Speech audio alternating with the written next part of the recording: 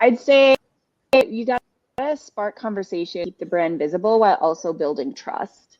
So, you know, your target audience, your target community needs to feel heard. I think that's one of the biggest things. You can't come into a Twitter space and just shill yourself or advertise yourself and say, you know, act fast, act now, like, you know, buy our product, whatever it happens to be. You need to have like a community manager. If you really want to get into the Web3 space, you need somebody in the community who can be your manager.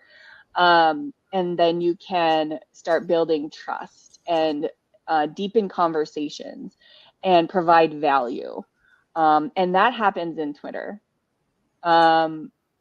In Twitter spaces mostly. And then you're looking at replies, retweets, mentions, even DMs, you know, all of those metrics can start telling a deeper story for you. Company with a DeFi protocol on Solana come to me, and they wanted a dedicated video. And for them, it's just because there was no tutorials on this product. So if you have something that there's no videos on, right, and there's no guide and there's no tutorial, then that's a time it definitely makes sense to do a dedicated video. Like, even if it's not going to get a lot of views, even if it's, you know, maybe not an expensive product, there's just no videos on your protocol. So in that case, I think a good example today would be, there's no way Uniswap is paying anyone to make a tutorial on Uniswap, because there already exist a million videos. But if some brand new swapping platform on Sui comes out, right, they have no videos. So they might go to a creator and pay them for a dedicated video, even though everyone knows that video might not get a lot of views or conversions, but it doesn't exist yet. So in that case, I think it makes sense to do a dedicated video as well. Before you can get the stars, you got to learn how to walk. And the reality is, if nobody trusts you, if you don't have enough content out to even about what this does or the tutorials, think about it as a funnel. Like, so I always tell the brand, think of the funnel. Funnel is user finds some information about you in some way, maybe Twitter, maybe online, you went to conference, and then they want to dig in. They want to learn about your product. They want to learn more about you.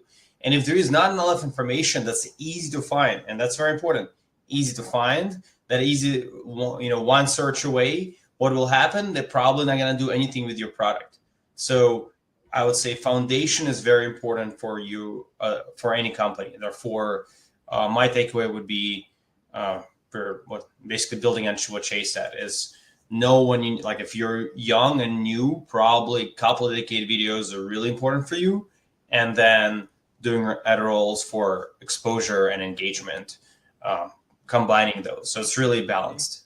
I would say the biggest thing is, if you could tell people what not to do, if you could show people how hacks occur, what are the biggest mistakes that beginners make, you know, what are the risks of doing liquidity pooling. Like, if you could show people what not to do, if you could show people, you know, common mistakes and pitfalls to avoid, then that gains you a lot of, that gains you a big audience, because people trust you immediately.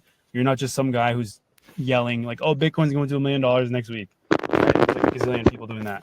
But if you tell people like what to avoid and show them, you know, what the bad things are out there, the pitfalls, you can gain a trust. You can gain a lot of audience just from them trusting you and your advice.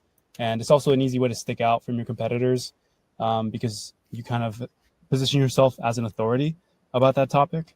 And not a lot of people on TikTok are doing that, to be frank. I think that's a really easy way for brands to stand out.